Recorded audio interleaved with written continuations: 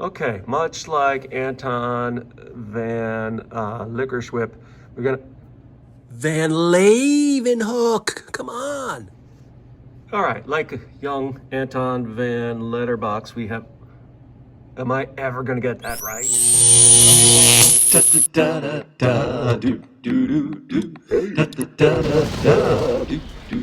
All right.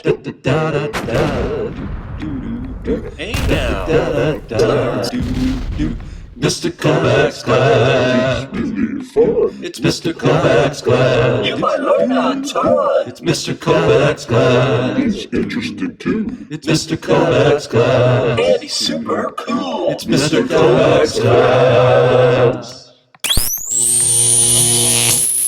All right, we've been studying light microscopes like AVL. Right, light microscopes use light, they go through it, and they're pretty good. Okay, in your part 2, you're going to be using more light microscopes, but today I want to just tell you about different kinds of microscope that are maybe more useful for our study right now, which are electron microscopes. Electron microscopes, the difference is they don't use light. They use high-powered electrons, and instead of trying to like see through objects, you pretty much blast the objects with electrons and you try to get the electrons to reflect to make an image. Now, it's really weird because you can't see electrons, right? You see light, well, you see when light reflects off things, but you don't necessarily see. So you have to kind of transmit what the electrons do to a photograph or to a picture, all right? To make a specimen for an electron microscope, you need something small, but you have to actually coat it with something that's reflective, so that electrons can reflect it off of it. So they often use different metals, like gold especially is very good.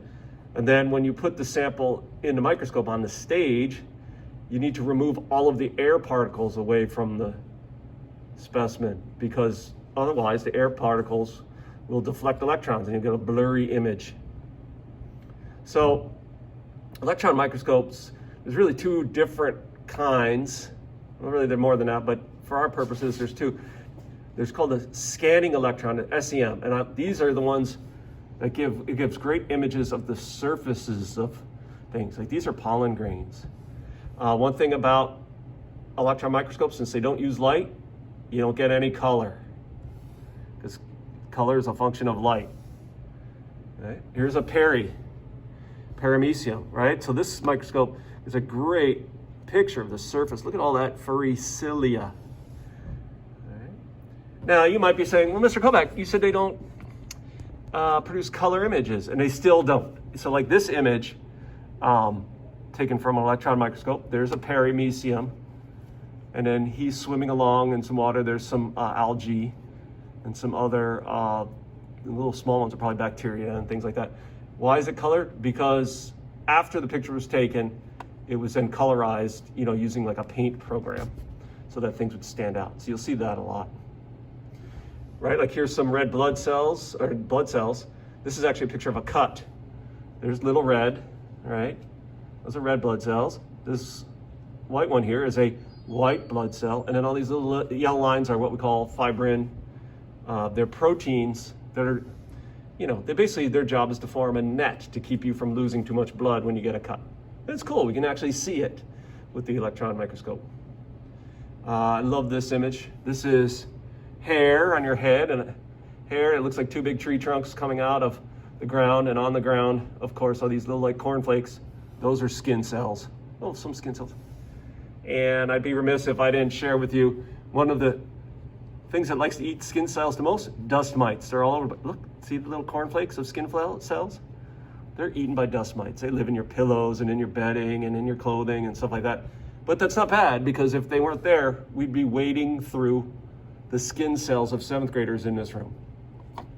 And some of my all-time favorite pictures taken with the skin electron. This is a marine bristleworm, but looks like some kind of crazy kaiju monster attack.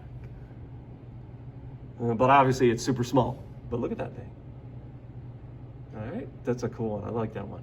All right, the other type of microscope is called a TEM, or transmission electron microscope.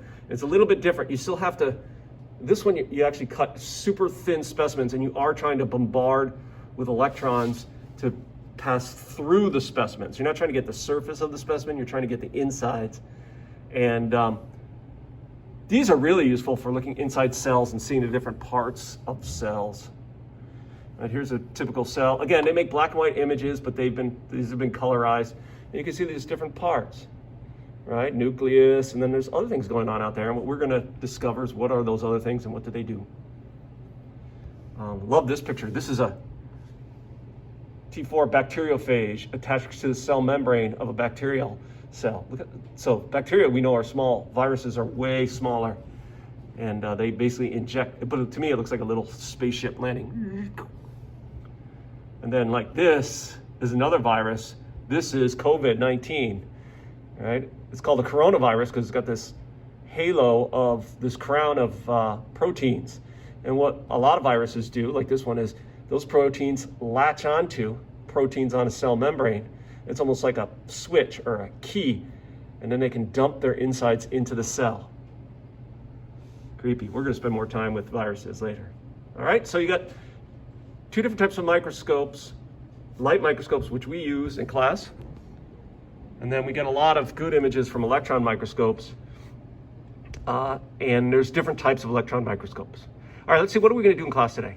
All right, fans, today in class, we're going to do some more microscope work, but I found a really awesome and COVID-friendly virtual microscope. So when you open up your part 2 today, I put the link there, and when you open up the link, you'll see here's this microscope. It's a compound light microscope, right? And there's a stage, an eyepiece. This one has 2 eyepiece lenses and some, what do you call those? Oh yeah, the objective lenses and coarse adjustment. Anyway, it's pretty self-explanatory, but you're gonna look at 3 different specimens. You're gonna look at a specimen of plant cells, you're gonna look at some blood, and you're gonna look at pseudostratified columnar epithelium.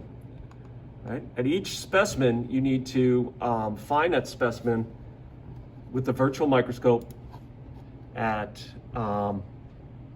different magnifications, and then you're going to snap a screenshot and put them into this document. And then for each specimen, there's a question you need to answer. I put hints in most of the questions, so that should help you. All right? You guys are going to play around with this, but just so you know, like the specimens are kept here in this little slide box. Ding. Right? And they give you a catalog of slides. There's different slides. Here, I'll just pick out one sample slide here. The letter E. Pretty exciting. Right? And so it opens up, and then it puts the specimen on the microscope for you. And then you have the tubes here. You've got the coarse adjustment. Right? So, and if you watch the little virtual microscope, when you use it, the coarse adjustment, it goes up and down just like it would on a real microscope.